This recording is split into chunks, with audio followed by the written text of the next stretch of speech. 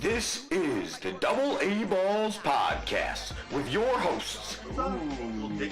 See, now we're spitting hot fire and Las Vegas. woo! Andrew Romanella. I like that. That's what I'm talking about. I'll be the best cheerleader. Father Time apparently doesn't know Tom Brady's address. And Anthony Rinaldi. Love the hardwood. That's my passion. Houston, they don't have a problem. Listen, you don't even have to listen. Now it's time for the show. You for real? All of this for me? Pussy, alcohol, and weed, all of this for free? We Yes, indeed. Yeah, indeed. This is the Double A Balls Podcast Friday Morning DAAB edition number 5. Here I am, Andrew Romanella. Alongside me, actually on the phone with me, is my partner, Anthony Rinaldi.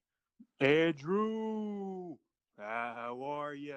I am doing very well on this Friday morning, Anthony, and you know I'm even more excited because we are talking all baseball on the Friday Morning DAAB. But before we do that, we're going to remind you, Double A Balls on Instagram and Twitter. Social media. DAABpodcast.com, iTunes, Apple Podcasts, Podbean, PowerArmPerformance.com for your gear and for your apparel.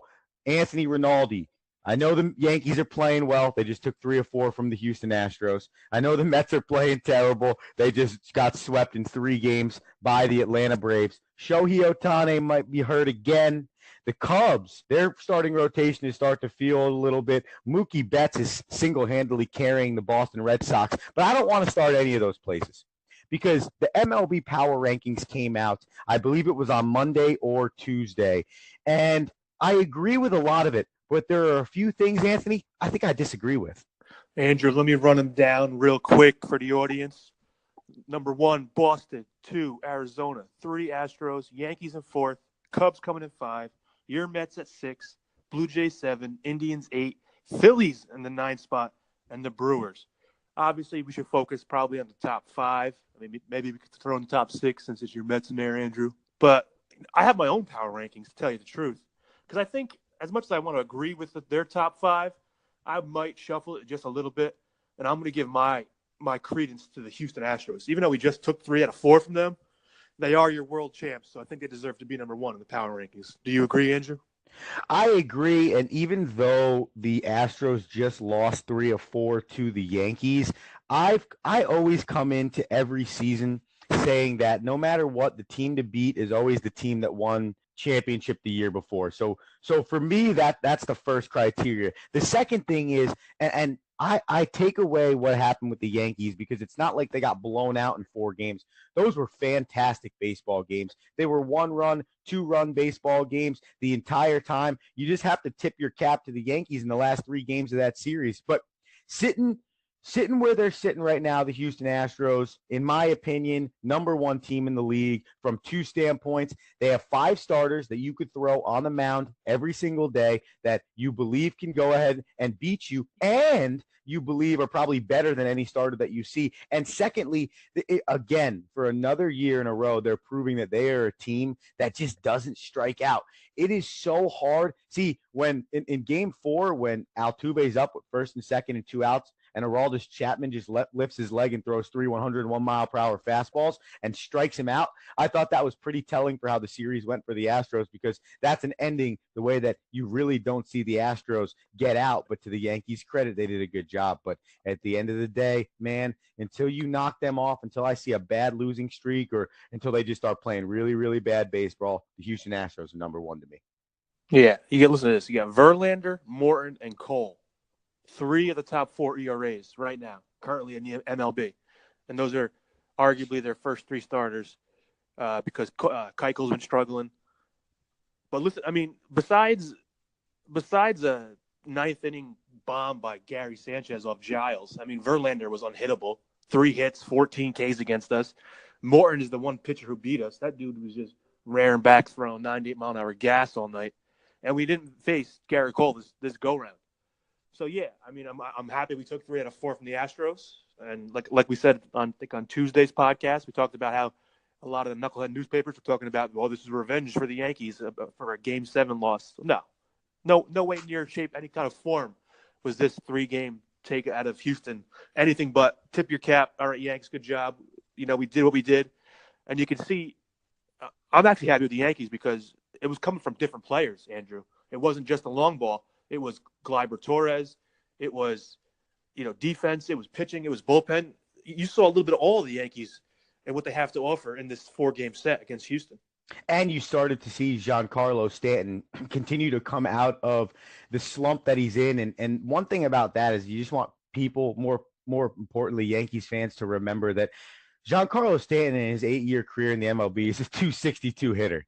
So it is going to be home runs, doubles, and busts for him. So you can't get used to what his batting average sees. You just have to look at that RBI total, that doubles total, and that home run total, and that's what matters. And it looks like he's getting there, and I agree. For me, the other side of it, too, was besides the fact that it was shared wealth, and truthfully, I think right now, Luis Severino could be a top 5 arm in the MLB. I mean, he is just that good. CC Sabathia is turned back the clock. Maybe his stuff hasn't turned back the clock, but his ability to get guys out and be a very, very quality starter, top 2, top 3 guy in your rotation has bounced back. And the other part of it is they came out and they lost game number 1 of this series 2-1. And you mentioned Charlie Morton before, 2-hit baseball in 8 innings. And it almost looked like the Astros, even though it was a 2-1 ball game, were just that much better than the Yankees. It felt that way. When you watch that whole game, it just didn't feel like the Yankees were going to ever win.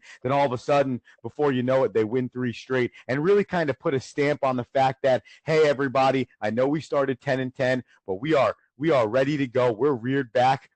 We're 21-10 now, and we are going to be the best baseball team in baseball the remainder of the year. Honestly, who can you pitch to in this lineup? It's not even a full lineup yet. Bird's not there. I mean, Drury's kind of coming back from injury. My boy Clint Frazier hitting bombs in AAA. So, I mean, does he have a roster spot coming up? I mean, the Yankees right now have, they would say it's a good problem to have, but, I mean, is it really a good problem to have if you're trying to shove all these players into your lineup and are you going to have to take out a hot bat like Andujar to put in Drury? I don't know. That's going to have to be Booney's decision come a few weeks from now, especially when Bird comes back in the lineup. Because first base has been like a great little plug-and-play hole for many players to get in the young guys. Now you just need Greg Bird to come back, stay healthy, and hold it down. So we have the Astros at number 1 in our own personal power rankings. I think we would have both agree the Yankees go in the 2 slot there. I think, and in the previous power rankings, correct me if I'm wrong, Anthony, they were ranked 4th. Yeah, Yankees were 4. Arizona was in the 2-hole. Arizona was in the 2-hole, and I would flip them personally, Andrew. I'd flip them, right? I agree, but I do agree that Arizona is a team that deserves to be in that top 3. But I agree. I think it's Houston, it's the Yankees, and it's the Astros. Well, Houston is the Astros. It's Houston, the Yankees, and the Diamondbacks. I would just throw Boston in there just because I want another AL East team in the top 3. Because like you said earlier, Mookie Betts is, I think, an alien. The dude is a beast right now, and he's carrying that offense. Once they get Chris Sale and David Price going in the right direction, which typically they do tend to go in. David Price looked bad last night. Yeah, you know what? Ever since he left Tampa Bay, man, I don't know. He did that stint in Detroit.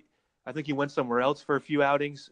And even in Boston, he hasn't been the same David Price. I mean, the Yankees always used to hit him up, even in Tampa Bay, so it didn't bother me. He went to Boston.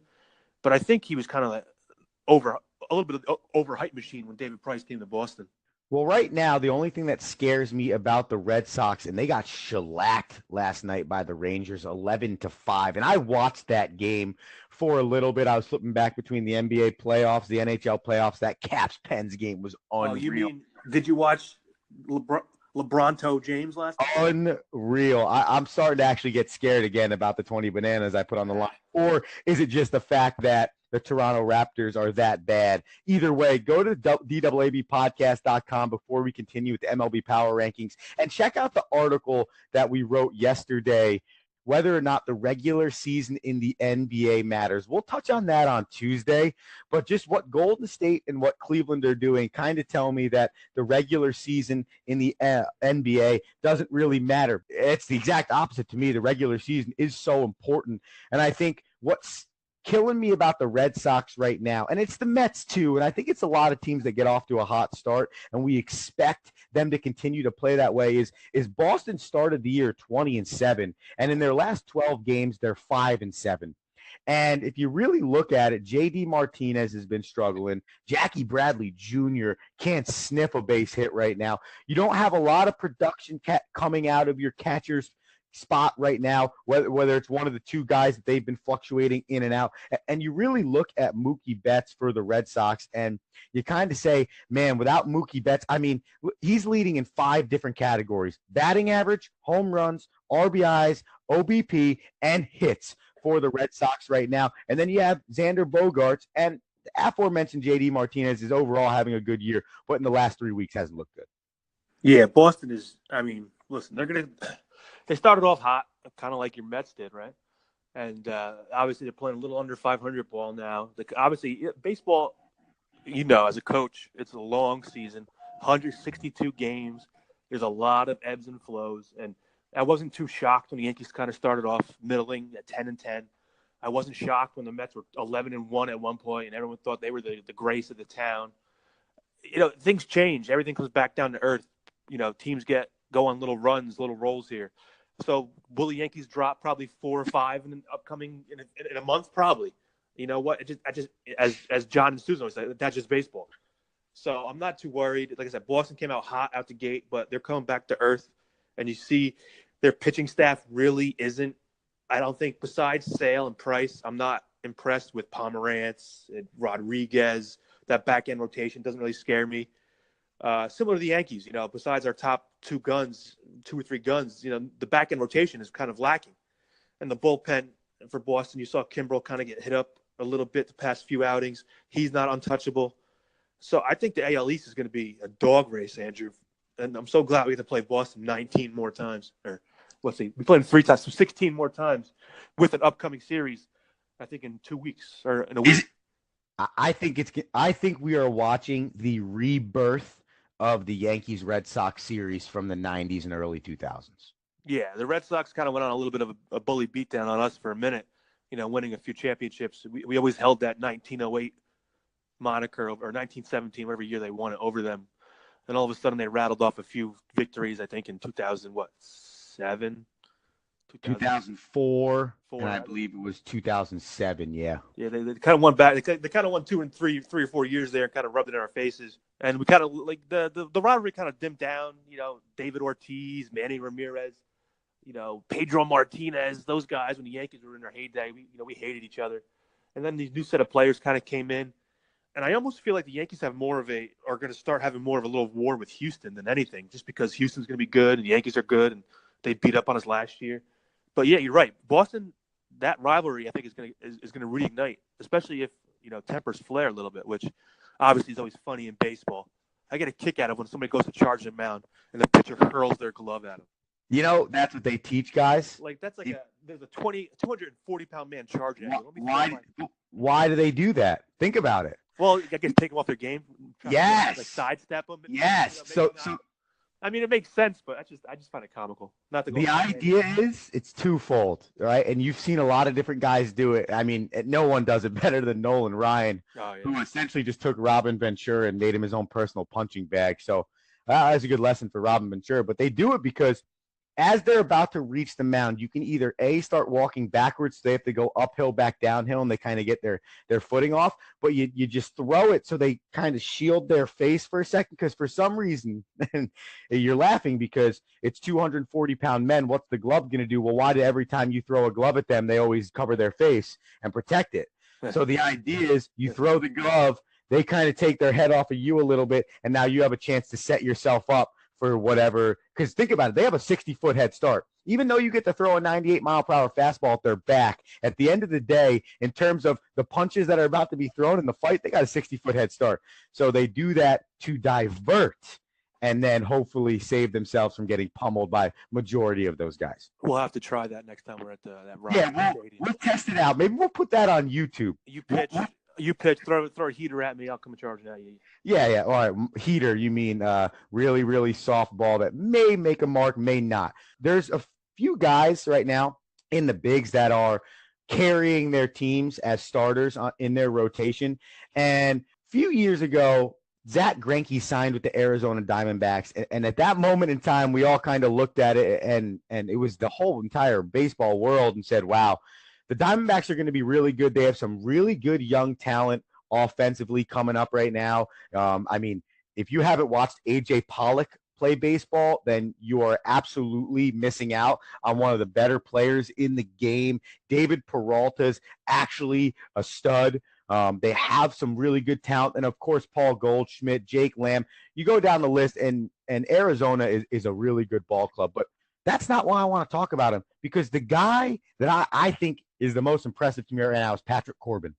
And, I mentioned Zach Greinke because we assumed that during the time of Zach Greinke's contract, he would be the guy leading this staff. Well, right now, if you look at Patrick Corbin's numbers, he's made 7 starts this year. He's 4-0 with a 2.15 ERA. He's only given up 26 hits in 46 innings, and he has 60 Ks compared to only 9 walks. He hasn't even hit the double-digit marks in walks. And then you look at the Arizona Diamondbacks, and they're 21-10. They're in first place in the NL West right now. And you say to yourself, wow, this team might actually have the ace to lead them and the ability offensively to take a very stacked NL West. Yeah, and you look at kind of real quickly, Andrew, I'll bust it out for you. You got Diamondbacks in first, the Colorado Rockies, the upstart Giants, the Los Angeles Dodgers, and the Padres.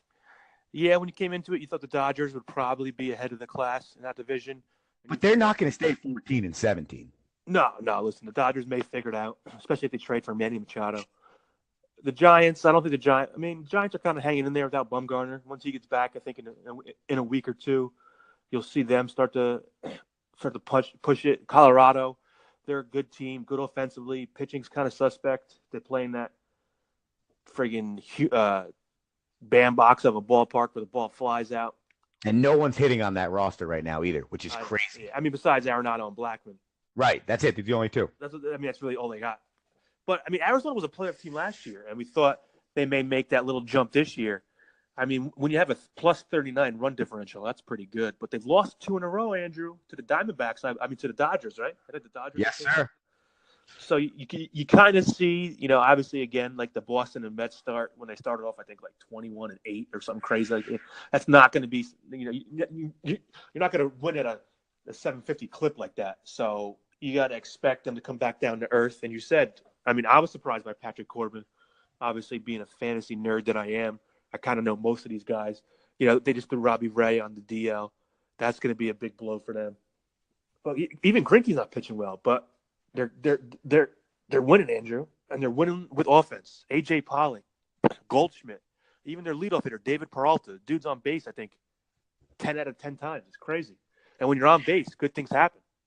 And you know what's crazy about that is overall, as a team, they are not a very good hitting team. I believe they rank like top 15 or bottom 15 or bottom 10 in the National League in terms of a lot of the offensive categories, definitely in overall team batting average. But as you and I both know, in the grand scheme of things, that doesn't really matter. You need your 3 or 4 guys, your 3 or 4 guys you lean on to be consistent the whole year. And then you need those other 5 spots in the lineup to pick their times to be hot and get you the production that they need. And I think that's exactly what's happening with Arizona right now. And as their pitching staff hopefully begins to get stronger, obviously you mentioned Zach Greinke. Robbie Ray is going to be a huge loss for them. Was he fantastic? No. But was he doing things that help them in a 3, 4, or 5 starter role? 100%. And Tawan Walker is the other guy I look at. He came over from the Mariners. He's doing his job. So you just need Greinke to continue to get a little bit better. He has, in his last 3 starts, he's got some pretty good numbers. 6 innings, 7 innings, 6.1 innings in his last 4 starts. He's won 3 of those 4 starts. His ERA's gotten down to a 4.5. He's starting to strike out more guys. He had 9 a few weeks ago, and then he had 10 in his last start. So you start to see that production out of the guy you expect to be your ace, and you know it as a Yankees fan right now with the three-headed monster of Tanaka, CC, and Luis Severino. If you have 2 or 3 guys at the top of your rotation every 5 days giving you quality starts and giving you a chance to win ball games, you're going to be a very good team in this league. I think you can almost say that for all those top 5 teams that we're talking about. We kind of went through 1 through 4. Andrew, who do you have in the 5-hole? ESPN was saying it was the Cubbies. I know you mentioned they're kind of coming to form, but I may throw Cleveland in there. I know they're kind of also lying in the weeds, kind of middling. I think they're 16-14 or 17-14, something like that. They lost last night. 17-14. But I'm just going off of what you just said about starting pitching, and they have Kluber, Carrasco, and Bauer. If Bauer's not bitching about spin rate in Houston, dude's a pretty good pitcher himself.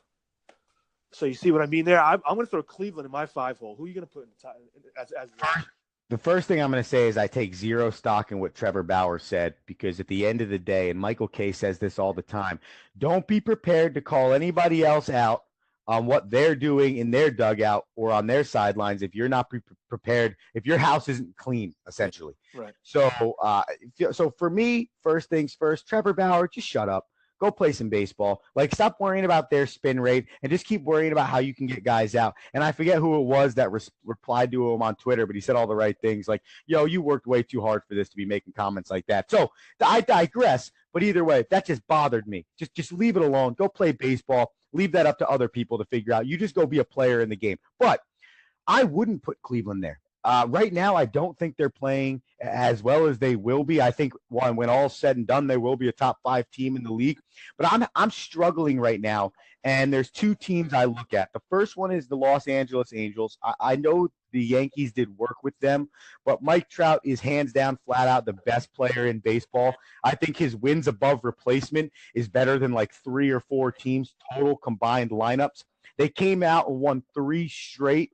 After losing to the Yankees, they're sitting at 19-12 right now. I mean, they beat a bad Orioles team, but at the end of the day, they had lost 4 straight going into that series, and they beat a team that they should beat. And right now they have a half-game lead on the Houston Astros, which, of course, we're only 32 games in, so that'll change ridiculously. But I put the Angels there, and then, Anthony, the other team I give consideration, and you could call me crazy, and I'm a little upset about it because I went to the Mets-Braves game the other day. But the Atlanta Braves, it's about time, and I need to see them sustain this over 162. But they're 19-11 right now. They've won 5 straight. And here, how about these 3 statistics? In all of baseball, the Atlanta Braves are 3rd in runs scored as a team. They are 2nd in total hits as a team. And they are 1st in batting average as a team. Run differential plus 57 for your Atlanta Braves. This is looking like the 90s Braves. This is the only team in America that the Mets have never, ever found a way to beat. And people might just say, oh, well, I'm making the point. Well, they're better this year, Andrew. No wonder the Mets just got swept by them in 3 games. No. The Braves could be 40-142, and probably 10 of those 40 wins came against the New York Mets. Well, yesterday's game, the Mets have never hit Julio Teheran, right? No, He's always been a Met killer. But I think it's not so much the pitching that like everyone's accustomed to the Braves when they had Glavine and Smoltz. They could swing it. And that other guy, I forgot his name. He's a pretty good pitcher too. But now they're doing it with hitting. They got these young characters. Oh, you're talking about Greg Maddux. Oh yeah, him. Yeah, he's pretty good. Hall of Famer, I think. Hey, yeah, he's all right. He's all right. He's pretty good. Pretty good at chucking the baseball around. But look at they got what? They got that dude Albies, that young second baseman, I think. Ozzie Albies. He's a stud. And Acuna, right? Ronald Acuna, they called him up. Yep. And they straight mollywopped the Mets. Dude. For a 3-0 sweep. I mean, 11-0 yesterday, Andrew. I mean, the Mets didn't put up runs in 2 straight games.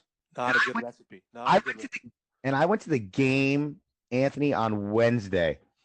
And what's even crazier about it, first off, they're using the pitcher a lot of times in the 8-hole, which I think is the best decision ever because Ender Inciarte is their 9-hitter, and he's flipping the lineup back over to Albies, who you just mentioned. And so from Ender Inciarte at the 9-hole, hitting 267 with an on-base percentage of 330, right, to Ozzy Albies, who's hitting 280 with an on-base percentage of 325, right? You all of a sudden go down the line, you have Freddie Freeman, Nick Markakis, Dansby Swanson, and you're all of a sudden saying to yourself, there isn't an easy out in this lineup. And the other more important part of the whole conversation is this is one of the most simple hitting teams I've ever witnessed. And the Mets have played the Braves, I believe it's 6 times already this year. And in all 6 of those games, and then the one in person I watched the other day, man, are they simple. Freddie Freeman went 3 for 4 the other day with 3 singles. He didn't try and do anything special. He didn't try and be a hero. He's got some of the best power in the league, but it doesn't matter because he's just doing what he needs to do. So you look at his numbers, say, oh, he's only got 4 home runs. Who cares? He's got 22 ribbies, 12 doubles, and he's getting on base 44% of the time. Nick Markakis, same thing. Yeah, he's got home run power. It doesn't matter. He's getting on base 43% of the time. And then their new upstart third baseman, Ryan Flaherty, is a freaking stud. He's getting on base 41% of the time. That is a recipe for success offensively. And you just nailed it. I mean, they're doing the little things for you baseball gurus love. The little, move the guy ahead, move the runner ahead of you. Don't do too much. Stay in your lane, and just take the ball opposite field.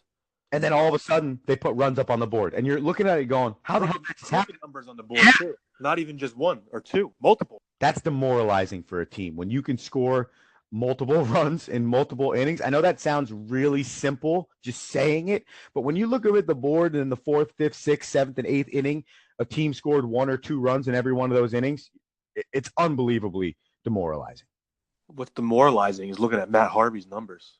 Oh, he is bad. He's terrible. What happened to this dude? He's bad. The nightlife in New York has caught up to him. The Mets bullpen really isn't that good. Offensively, they've struggled in the last 6 games to really put anything together. But, and this is why I'm not hitting the panic button. This is why I'll never hit the panic button.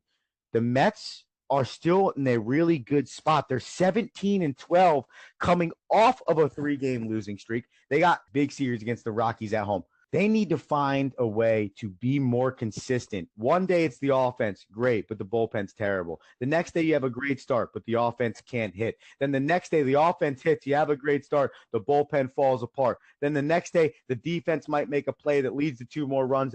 At the end of the day, I'm waiting for this team to play consistent baseball for what feels like the first time in about a month. Listen, that's the great part about starting off 11-1 if you're the Mets. There's room for these kind of doldrums where you're gonna lose 3 to the Braves. Obviously, you don't want to lose 3 to your in conference rivals, but things could be worse for the Mets. But yeah, I don't know what you do with that Harvey character. I think at the end of the day, obviously he's got next year, right? I think this is his last year with the Mets. I don't think they're going to re-sign him. No, I think you give him. There's no harm, right? Unless it keeps getting this bad. There's no harm in keeping him and continuing to try and fix it, especially if you can find him spots in games when it might not really matter, quote unquote. And then hopefully you can get something out of him. And by the time the trade deadline comes around, even if you trade him for a bag of peanuts, you can at least trade him for something as opposed to nothing. You know what I'm saying? Yeah, listen, we'll give you Neil Walker for Matt Harvey. And you know what? I wouldn't be surprised. Neil Walker was almost our starting second baseman for the 3rd straight year in a row. So that is the Power Rankings Friday Morning DAAB for the folks. I think at the end of the day, the show ranked the Astros number 1, the Yankees number 2, the Diamondbacks number 3, the Red Sox number 4, and then split it, I believe, between the Angels and the Cleveland Indians for the 5 spot. I love the Friday Morning DAAB. I love when it's all baseball, Anthony Rinaldi, and I love when our listeners get involved with us on social media. Remember, Instagram and Twitter. Social media. At AA Balls on both. DAABpodcast.com. Visit the website. Like our articles. Check some stuff out. Hit the Shop DAAB podcast button. Head over to poweronperformance.com. Get your gear. And, of course, subscribe. Rate the podcast. Let us know how it is. iTunes, Podbean, Anchor, Apple Podcasts. I'm your host, Andrew Romanella. That is my partner, Anthony Rinaldi. Hey, Drew, tell your friends. Tuesday podcast. Can't wait to talk about my new head coach, David Fizdale, son. Listen in on Tuesday. We have a lot of NBA to talk about. The Knicks hire a new head coach. LeBron is the best player in the world. The Toronto Raptors are really sketchy, and the Golden State Warriors do not care about the regular season. Friday Morning DAAB, Edition 5, AA Balls Podcast. We are out.